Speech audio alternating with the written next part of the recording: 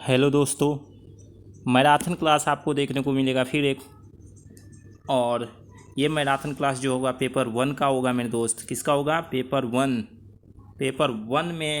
Paper one का जो topic था आप लोग को पता हो गया होगा कि 1 से 10 9 तक के टॉपिक जो हैं इनमें कवर होंगे।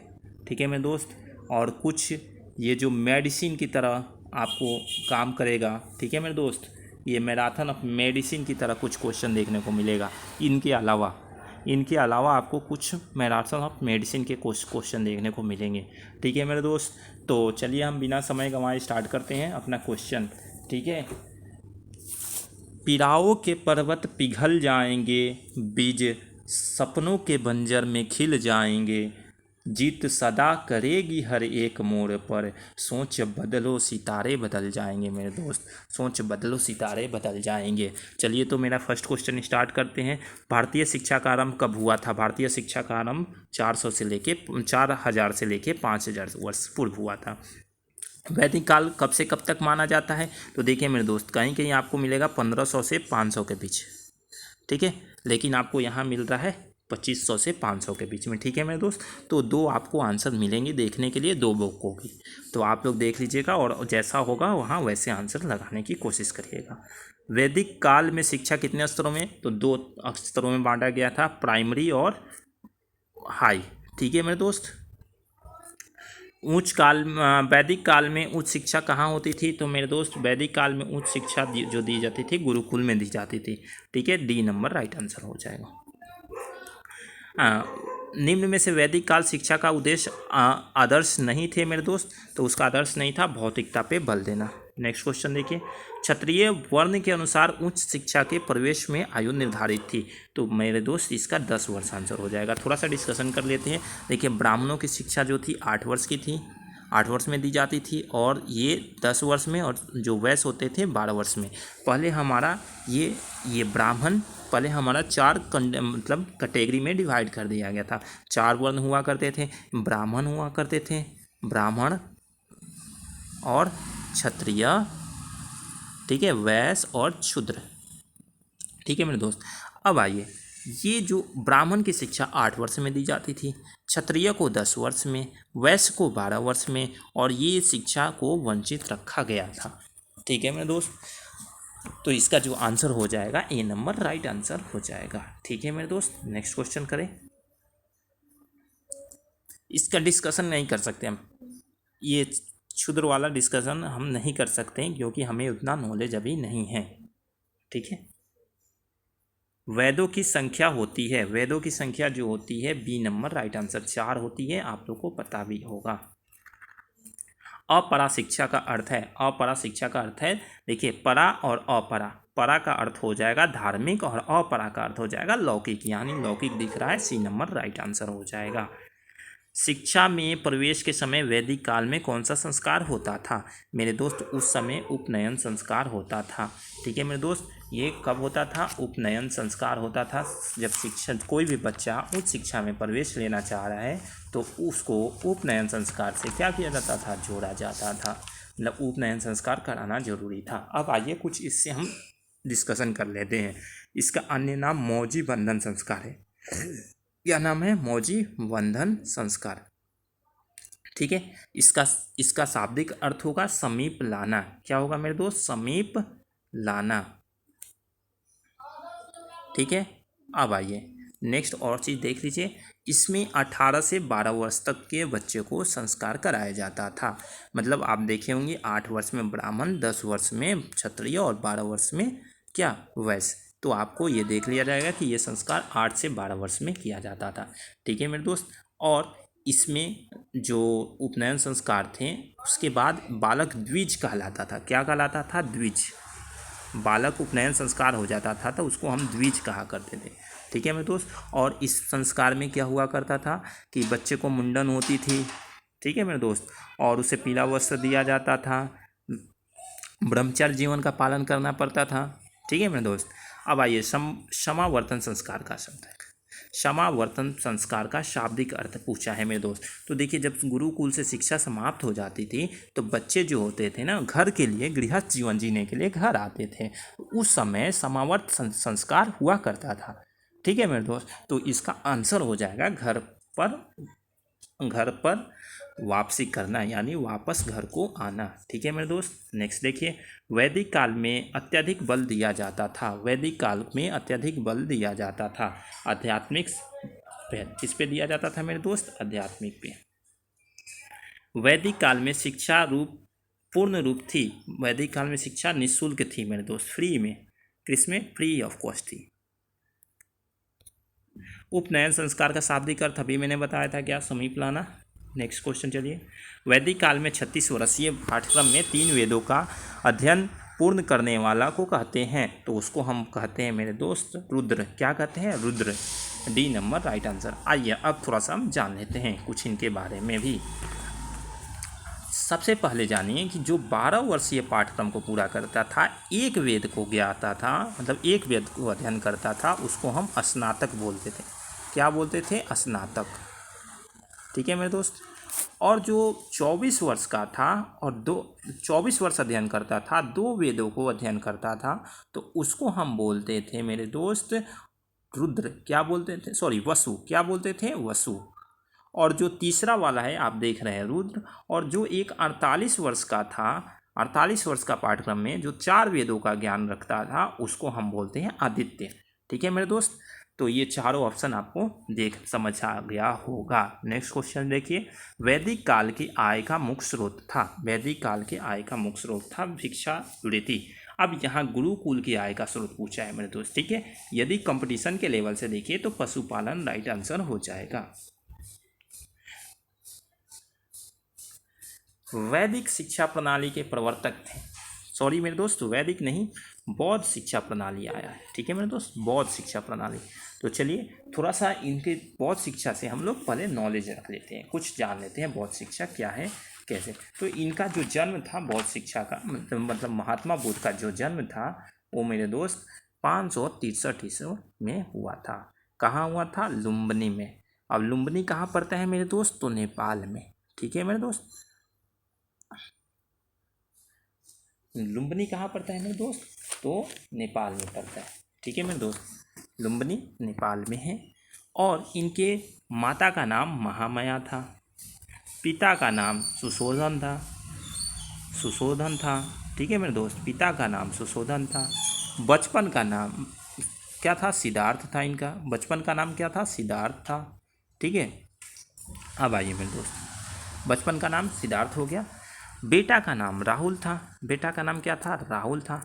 ठीक है, गुरु का नाम था अलार कलाम, ऐसे था, अलार कलाम। ठीक है मेरे दोस्त, तो गुरु का नाम था। और जो उनको शिक्षा प्राप्त हुई थी बोध गया में हुई थी। अब बोध गया कहाँ है मेरे दोस्त? बिहार में है। बोध गया कहाँ है? बिहार में। ठीक है, अब बोध गया में जो ज्ञान प्राप्त हुई, कहाँ प्राप्त हुई थी? तो कौन से वृक्ष के नीचे? तो बोधि वृक्ष के नीचे बोल सकते हैं आप उसको, या पीपल के वृक्ष के नीचे। बोधि वृक्ष ना दे तो पीपल वृक्ष बोल दे। अब किस नदी पे बोल दे तो फाल्गु नदी बोल देगा, फाल्गु नदी आंसर हो जाएगा। यदि और कह दे तो निरंजना नदी भी बोल सकते हैं मेरे दोस्त। ठीक है, तो इस तरह से आपको आंसर मिलेंगे वहाँ पे करने के। तो आप चलिए क्वेश्चन, बौद्ध शिक्षा का प्रवर्तक कौन थे? महात्मा बुद्ध। बौद्ध शिक्षा कितने वर्ष तक प्रचलित रही मेरे दोस्त? इसको 1500 वर्ष तक प्रचलित रही। बौद्ध शिक्षा की आर्थिक व्यवस्था थी। आर्थिक व्यवस्था कैसी थी? बौद्ध शिक्षा की प्रारंभिक जो शिक्षा थी वो फ्री में थी, और उस शिक्षा में क्या था? कॉस्ट लगता था, मतलब प्राइस लगती थी, यानी शुल्क था, शुल्क देना पड़ता था। बौद्ध काल में उपसंपदा संस्कार कितने वर्ष के पूर्व नहीं होता था मेरे दोस्त? तो 20 वर्ष के पूर्व। यहाँ पूछा क्या है? पूर्व में।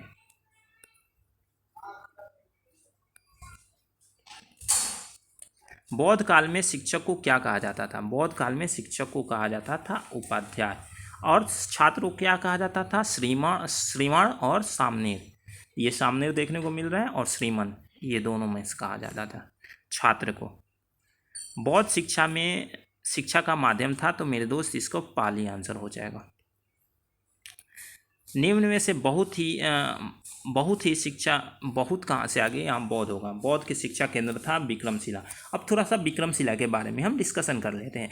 विक्रमशिला हाल में पाकिस्तान में है। कहाँ है? पाकिस्तान। और यह पाकिस्तान में कहाँ? रावलपिंडी से कुछ दूरी पर है। ठीक है मेरे दोस्त। और यह विश्व का प्राचीनतम विश्वविद्यालय भी है मेरे दोस्त, विश्व का प्राचीनतम विश्वविद्यालय भी है। ठीक है मेरे दोस्त, क्या है? विश्व का प्राचीनतम विश्वविद्यालय भी है। ठीक है, आप चलते हैं नेक्स्ट क्वेश्चन। उप संपदा संस्कार के समय कितने भिक्षु की उपस्थिति थी? तो सी नंबर राइट आंसर हो जाएगा। पबजा का अर्थ है, पबजा का अर्थ होगा बाहर जाना। ठीक है मेरे दोस्त। अब पबजा संस्कार के बारे में थोड़ा सा जान लीजिए। पबजा जो संस्कार है मेरे दोस्त, इसमें बच्चे जो होते हैं ना, घर छोड़कर पहली बार कहाँ जाते हैं? मठों में शिक्षा ग्रहण करने के लिए। और वहाँ जाने पर उनको मुंडन करवाई जाती है और वस्त्र दिया जाता है, प्लस में उनसे उच्चारण कराया जाता है। क्या उच्चारण कराया जाता है? बुद्धं शरणं गच्छामि, धम्मं शरणं गच्छामि, संघं शरणं गच्छामि। ये उच्चारण कराया जाता था और ये 3 बार उच्चारण कराया जाता था। बुद्धं शरणं गच्छामि, धम्मं शरणं गच्छामि, संघं शरणं गच्छामि। और 10 नियमों को पालन करने के लिए बोला जाता था, जिसमें था जीवन हत्या न करना, अशुद्ध आचरण न करना, असत्य न करना। ठीक है, वर्जित समय पर भोजन न खाना, मादक वस्तुओं का प्रयोग न करना, निंदा न करना, श्रृंगार की वस्तुओं का प्रयोग न करना, नृत्य और संगीत से दूर रहना, बिना दिए किसी दूसरे के वस्तु ग्रहण न करना, मतलब चोरी न करना, सोना चांदी हीरा इत्यादि वस्तु का दान में न लेना। ऐसे नियमों का पालन कराया जाता था। तक्षशिला जो कि विश्वविद्यालय शिक्षा केंद्र था, बौद्ध का विश्वविद्यालय शिक्षा केंद्र था, वो इस समय कहाँ है? तो पाकिस्तान में हमने डिस्कशन कर लिया है। नेक्स्ट क्वेश्चन देखिए। बौद्धकालीन शिक्षा प्रणाली में होने वाला संस्कार है मेरे दोस्त, तो इसका जो आंसर हो जाएगा पबजा और उपसंपदा। लाइट ऑफ एशिया, हाँ आपने यहाँ देखा ही होगा। ये उपनयन और समवर्त तो देख लिया वैदिक काल में, ये आपको देखने को मिल जाएगा। किस में? मध्यकाल में देखने को मिल जाएगा ये संस्कार। ठीक है, तो आपको ये राइट आंसर डी। आप ऑप्शन से भी आंसर लगा सकते हैं। लाइट ऑफ एशिया के नाम से जाना जाता है मेरे दोस्त, महात्मा बुद्ध को लाइट ऑफ एशिया के नाम से जाना जाता है। सिद्धार्थ को गृह त्याग करने की घटना बौद्ध धर्म को क्या कहलाती है मेरे दोस्त? तो इसका आंसर हो जाएगा सी, महाभिनिष्क्रमण। निर्वाण से अभिप्राय है, निर्वाण से क्या अभिप्राय है मेरे दोस्त? तो लालसाएं समाप्त हो जाना। यहाँ एक कथन आता है महात्मा बुद्ध को, जो बोलेंगे ये कि संसार को, मतलब मनुष्य का जो इच्छा के कारण ही दुखी होता है। मनुष्य अपने इच्छा के कारण ही क्या हो जाता है? दुखी हो जाता है। ठीक है मेरे दोस्त, मनुष्य अपने इच्छा के कारण ही दुखी होता है। यदि अपनी इच्छाएं पे काबू पा ले तो मनुष्य दुखी नहीं हो सकता। लेकिन ये संसारिक जीवन है भैया, इसमें इच्छा पे काबू पाना बहुत कठिन काम है। अब आइए, प्रवजा के विद्यार्थी कहलाता है, प्रवजा का विद्यार्थी जो है सामने कहलाता है। ठीक है मेरे दोस्त, नेक्स्ट क्वेश्चन चलिए। भारतीय शिक्षा अब देखेंगे हम। मध्यकालीन शिक्षा में काले का विवरण पत्र और बोर्ड का घोषणा पत्र। ठीक है मेरे दोस्त, उनसे रिलेटेड हम क्वेश्चन अभी देखेंगे। ठीक है, चलिए मेरे दोस्त।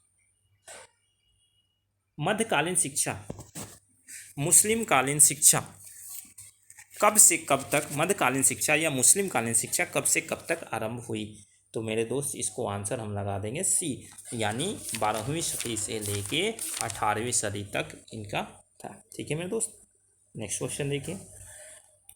मध्यकालीन शिक्षा का उद्देश्य था सांसारिक ऐश्वर्य प्राप्ति करना।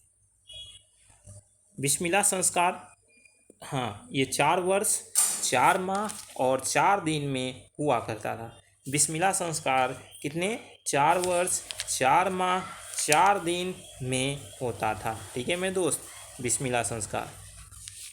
इसका कुछ खास जानकारी नहीं है, कुछ आप लोग देख सकते हैं, लेकिन इतना पता है कि खानी होता है कि खतना होता है पता नहीं। ठीक है, नेक्स्ट क्वेश्चन देखिए। बच्चे को इस उम्र में खानी या खतना मौलवी कराते हैं। ठीक है, अब चलिए। मध्यकालीन में शिक्षा संस्था थे? मध्यकालीन के शिक्षा संस्था क्या थे? मकतब और मदरसे। क्या है? मकतब और मदरसे। ठीक है मेरे दोस्त। तो चलिए हम थोड़ा सा अभी डिस्कशन कर लेते हैं कि मकतब क्या होते हैं और मदरसा क्या होता है। ठीक है मेरे दोस्त। तो देखिए, मकतब जो है ना, अरबी भाषा का शब्द है। किस भाषा का शब्द है? अरबी। अरबी भाषा का, सॉरी, मकतब जो है अरबी भाषा के कुतुब शब्द से लिया गया है। कुतुब, और कुतुब का अर्थ होता है किताब का बहुवचन। किताब का बहुवचन हो, किसमें? उर्दू में होता है। ठीक है मेरे दोस्त। और इसका अर्थ होता है लिखना। कि मकतब का अर्थ क्या होता है? लिखना। क्या अर्थ होता है मेरे दोस्त? लिखना। ठीक है, इसका अर्थ होता है लिखना। और यह, इसमें क्या दिया जाता है? प्राथमिक शिक्षा होती, प्राथमिक शिक्षा इसमें दी जाती थी। क्या शिक्षा दी जाती थी? प्राथमिक।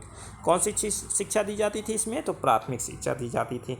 और इसमें एक बात यही है कि इसमें एक ही अध्यापक रहा करते थे। कितने? एक अध्यापक रहा करते थे। ठीक है मेरे दोस्त। अब चलिए मदरसा के बारे में थोड़ा सा डिस्कशन कर लें। मदरसा क्या है? पारस शब्द का से बना है। पारस शब्द से। किस शब्द से बना है? पारस। और पारस शब्द कहाँ का है? तो अरबी भाषा का है। कौन से भाषा का है? अरबी भाषा का। जिसका अर्थ क्या होता है? भाषण देना। क्या अर्थ होता है मेरे दोस्त? भाषण देना। और यह जो है उच्च शिक्षा का दिया जाता था। मध्यकालीन में मदरसा में उच्च शिक्षा दिया जाता था। और इसमें बहुत अध्यापक रहते थे। मतलब बहुअध्यापकी जो था मदरसा, बहुअध्यापकी होता था। अब आइए, मध्यकाल में शिक्षक को कहा जाता है मेरे दोस्त, मध्यकाल में शिक्षक को उस्ताद कहा जाता है। क्या कहा जाता था? उस्ताद। और छात्र को क्या कहा जाता है? शागिर्द। छात्र को क्या कहा जाता है मेरे दोस्त? शागिर्द। ठीक है मेरे दोस्त, शागिर्द। मैकाले का अपना विवरण पत्र कब दिया मेरे दोस्त? मैकाले का विवरण पत्र 1835 में दिया। 1813 आज्ञा पत्र में कंपनी ने भारतीय शिक्षा में कितना धन करने का निश्चित दिया? तो 1 लाख रुपए। B number right answer. पाश्चात्य और पश्चात विवाद में राजा राम मोहन राय ने किस भाषा का समर्थक थे मेरे दोस्त? अंग्रेजी भाषा के समर्थक थे।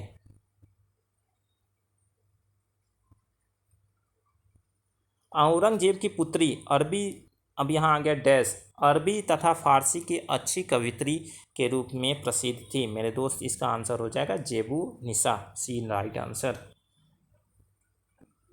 किस काल में अरबी और फारसी भाषा का विशेष विकास हुआ मेरे दोस्त? मध्यकाल में। मैकाले का भारत में कब आगमन हुआ? तो मेरे दोस्त 1834 में। मैकाले ने अपना विवरण पत्र गवर्नर जनरल को काउंसिल को कब दिया मेरे दोस्त? तो 2 जनवरी 1935 को। मैकाले का विवरण पत्र में साहित्य शब्द का अर्थ था मेरे दोस्त। साहित्य शब्द का अर्थ होता है उसका अंग्रेजी। साहित्य शब्द का अर्थ क्या था?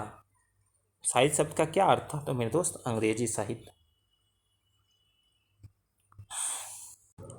हाँ दोस्तों, तो थोड़ा सा मैं पीडीएफ के बारे में बात कर लूँ। यानी पीडीएफ आपको पेड मिलेगा।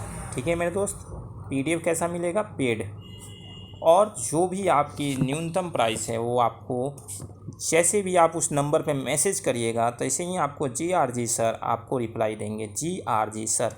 ठीक है मेरे दोस्त, पीडीएफ आपको, और ये ध्यान रखें ज़रूरी हो तभी पीडीएफ लें। कोई ये नहीं है कि मतलब, क्योंकि यही क्वेश्चन जो यूट्यूब पे हैं वही क्वेश्चन आपको पीडीएफ में भी दिया जाएगा, या 2 4 10 बढ़ा दिया जाएगा, या और पर कुछ बढ़ा दिया जाएगा। लेकिन आपको लगे कि हाँ हमें पीडीएफ लेना है, तभी आप पीडीएफ के लिए पेड करें। ठीक है मेरे दोस्त। हाँ मेरे दोस्त, आपकी सुविधा, आप अपनी सुविधा के अनुसार लें, कोई दिक्कत नहीं है मेरे दोस्त। ठीक है, क्योंकि इस चैनल से कुछ ऐसे बच्चे भी हैं जो पेड ना कर पाए, कुछ ऐसे बच्चे भी हैं जो पेड कर दें। तो देखिए, जो सक्षम है वो पीडीएफ के लिए पेड करके पैसा अपना ले लें, और जो सक्षम नहीं है मेरे दोस्त वो चैनल पे ही पढ़ लें। चैनल पे ही पढ़ लेने से आराम से आप वो कम से कम 60 नंबर 80 नंबर के होंगे ना पेपर, तो आराम से 50-55 नंबर ला सकता है मेरे दोस्त। क्वेश्चन उतना सेट किया गया है जिसके अनुसार से मैं बता रहा हूँ। ठीक है, चलिए नेक्स्ट क्वेश्चन देखिए। अच्छा, ये क्वेश्चन मैंने बताया क्या? सी नंबर देख लीजिए, लॉक एंड मिल्टन आंसर हो जाएगा। नित्यानंद सिद्धांत किसने दिया मेरे दोस्त? इसका आंसर हो जाएगा Macaulay, A number right answer. Lord William Bentinck ने मैकाले के सभी बातों को स्वीकार कर लिया। ठीक है मेरे दोस्त, कब? 7 मार्च 1935 को सारे बातों को स्वीकार कर लिया था। पाश्चात्य और पश्चात विवाद के अंत किसने किया? तो मेरे दोस्त मैकाले ने किया। ये बहुत लंबे समय से विवाद चला आ रहा था, तो उसका अंत मैकाले ने ही कर दिया।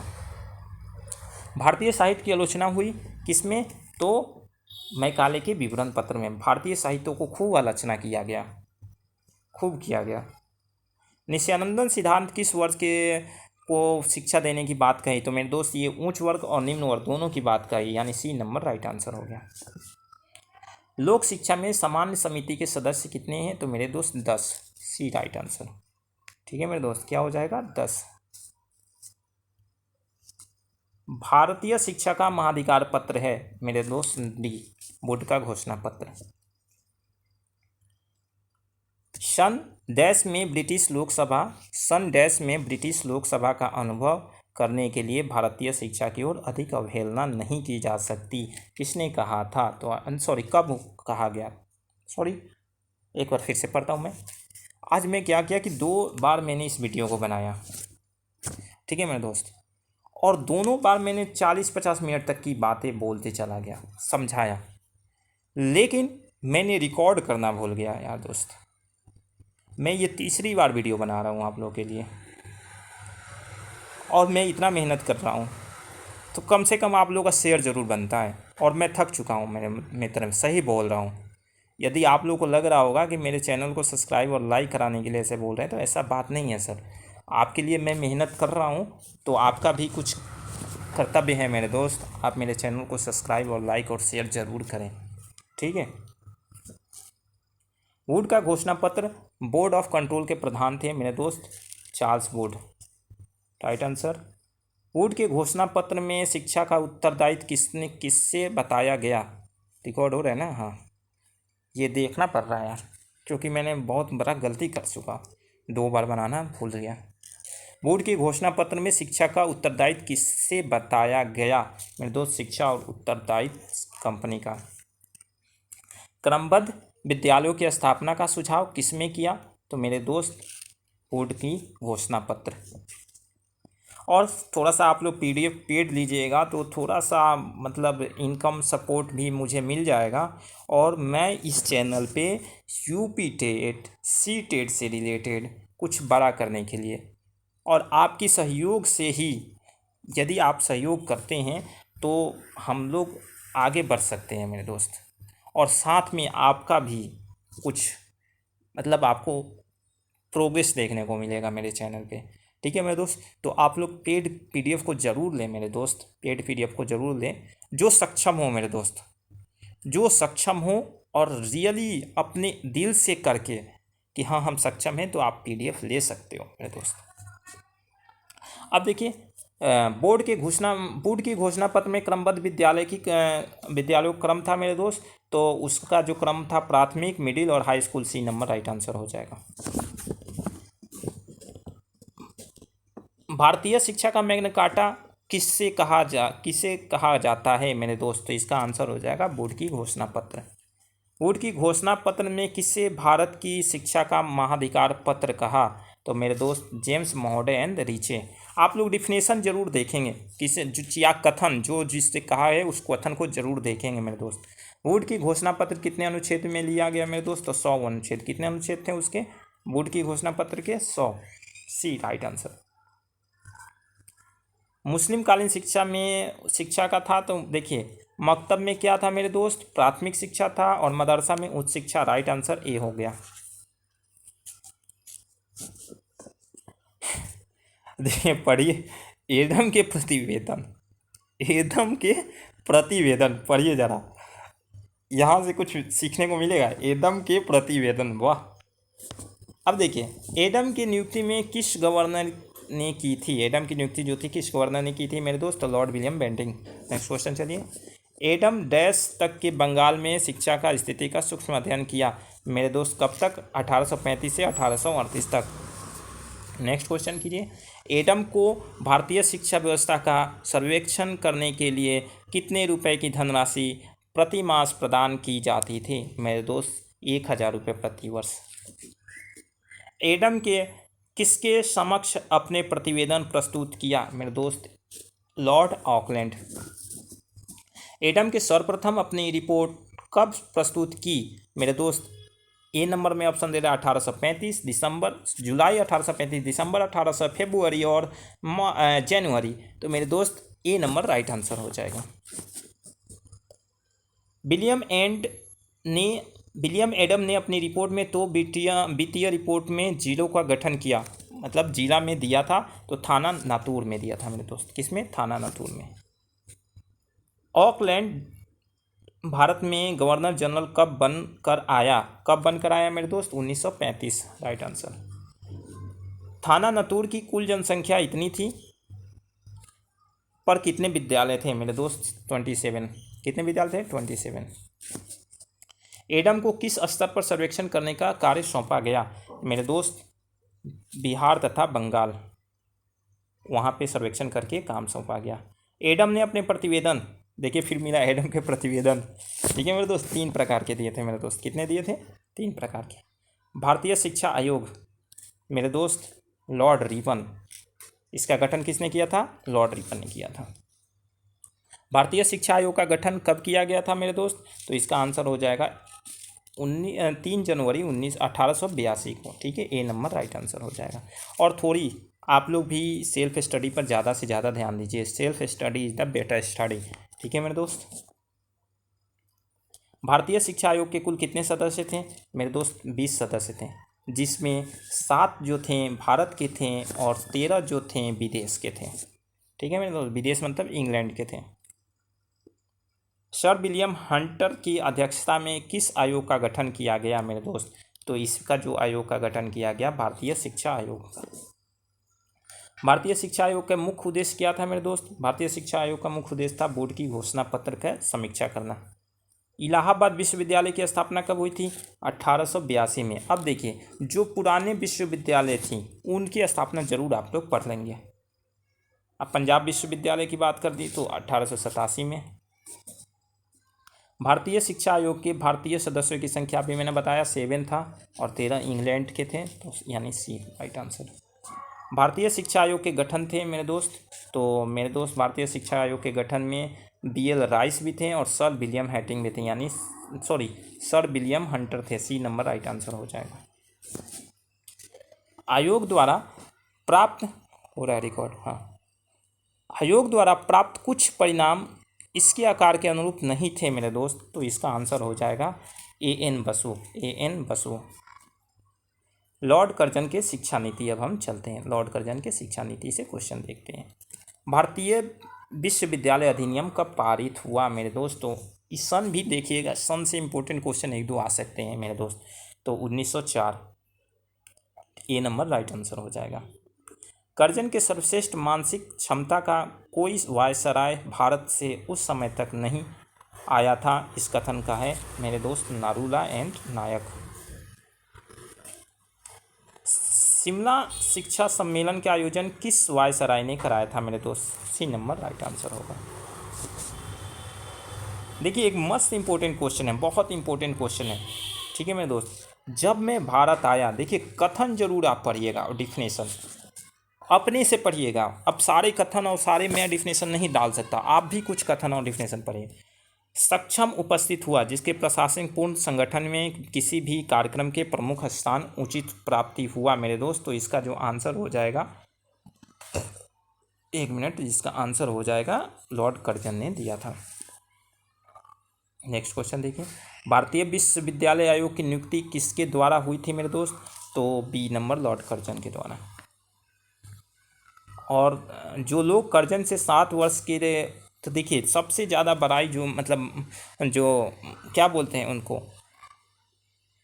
किसी को ज़्यादा, हाँ बड़ाई बोल सकते हैं एक तरह से, हाँ मतलब ज़्यादा बढ़ा चढ़ा के बोलने वाला, तो कौन बोल सकता है? नरूला और नायक ही बोलते हैं। किसके बारे में? कर्जन के बारे में। तब इसका राइट आंसर डाल दीजिए नरूला एंड नायक।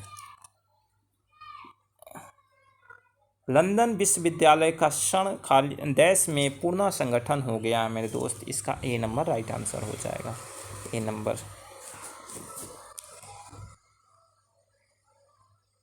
विलियम शिक्षा सम्मेलन की सभापति किसने किया मेरे दोस्त? तो इसका राइट आंसर हो जाएगा लॉर्ड कर्जन बी। शिमला शिक्षा सम्मेलन कर्जन के संभावित कितने दिन तक चला मेरे दोस्त? तो 15 दिन तक, ए नंबर राइट आंसर हो जाएगा।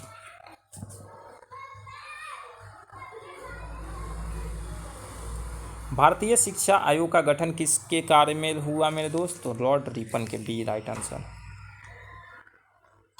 अब देखिए 9 नंबर टॉपिक, जो लास्ट हमारा टॉपिक हो जाएगा, सैंडल कमीशन।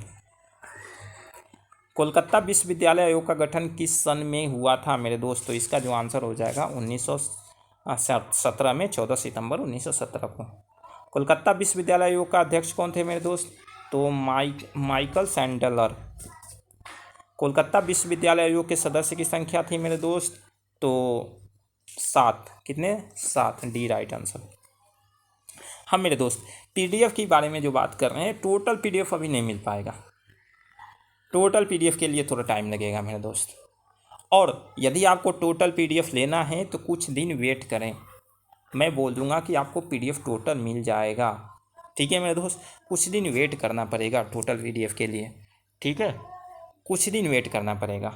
और देखिए व्यूअर हो रहे हैं कितने? 5,000 से 10,000 करीब तक, ठीक है मेरे दोस्त। कम से कम सब्सक्राइबर भी तो बढ़े। आप लोग शेयर करिए और सब्सक्राइब जरूर करिए।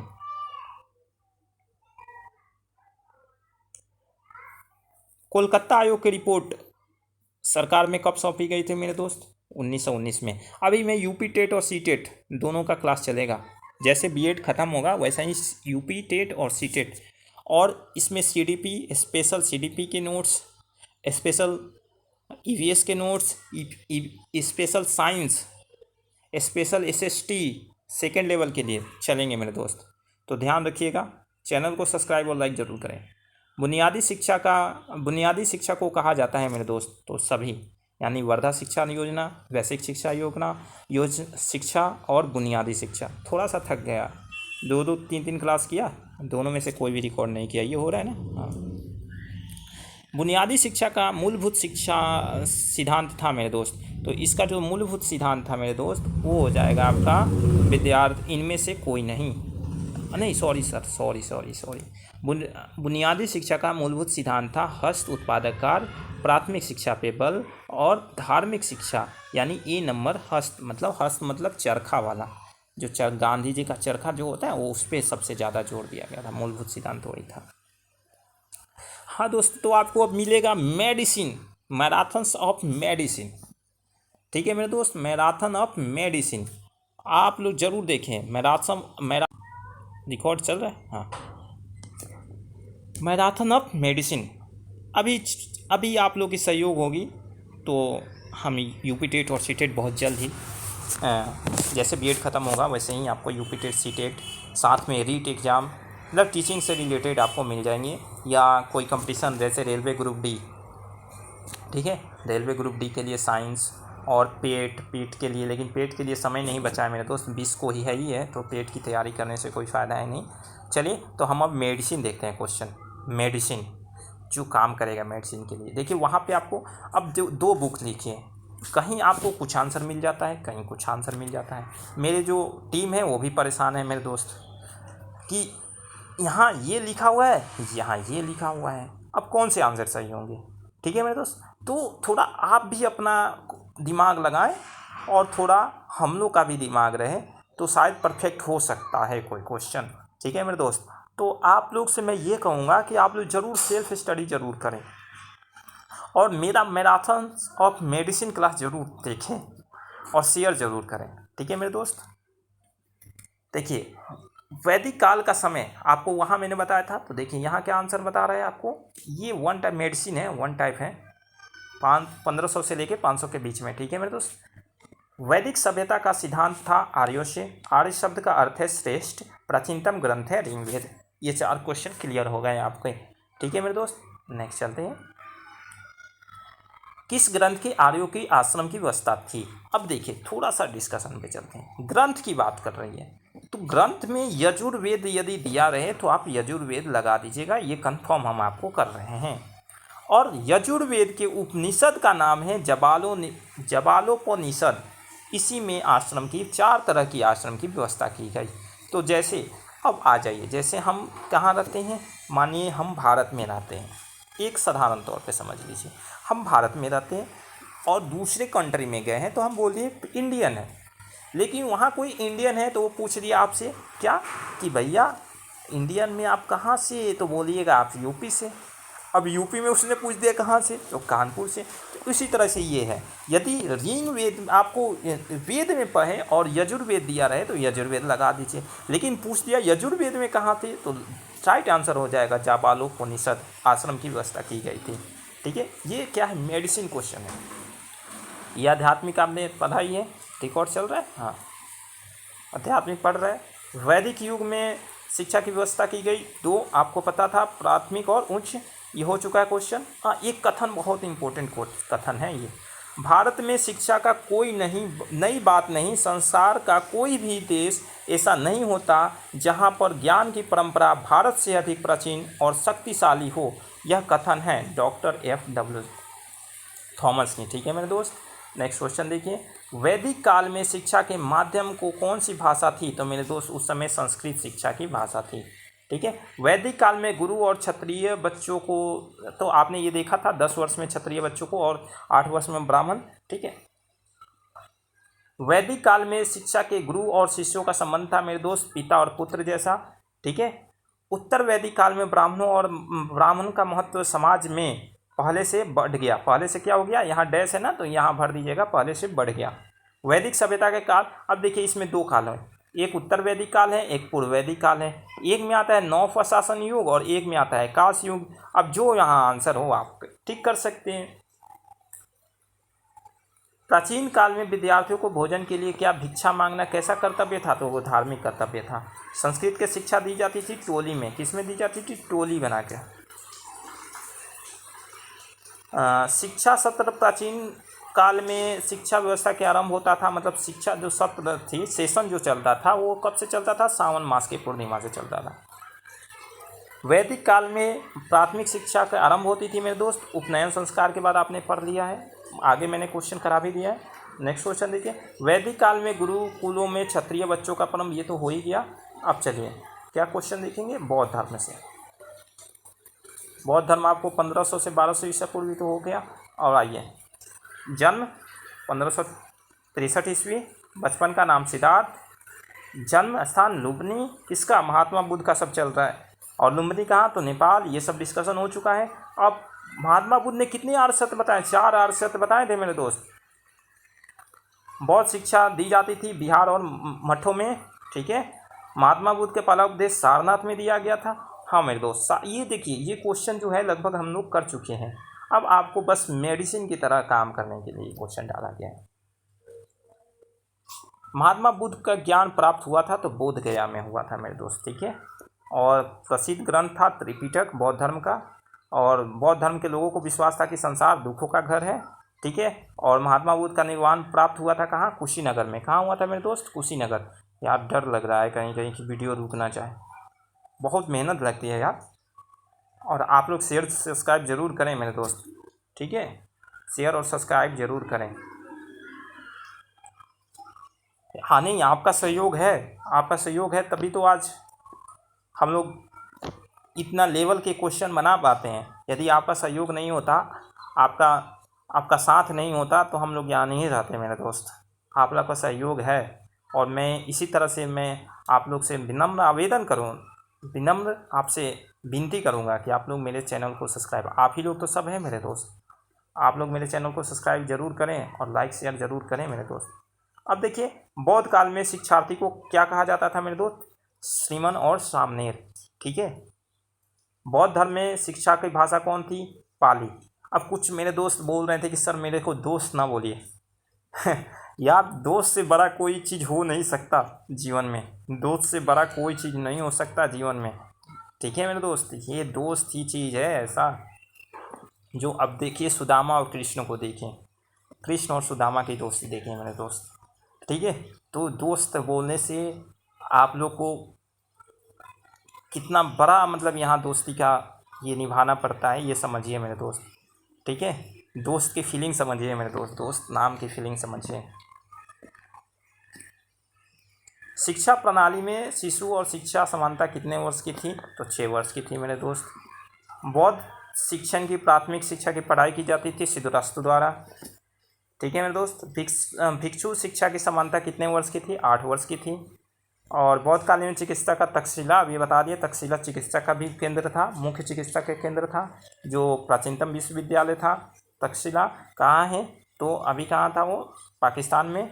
और कहाँ? नालंदा में। विश्वविद्यालय कहाँ है? बिहार में, जो गया से कि पटना से कुछ दूर पर है, पटना से कुछ दूर पे, हाँ, पटना दूर से 70 किलोमीटर या 78 किलोमीटर दूर पे ही है मेरे दोस्त। ठीक है मेरे दोस्त। तो ये हमारा आज का क्वेश्चन था, मैराथन ऑफ मेडिसिन।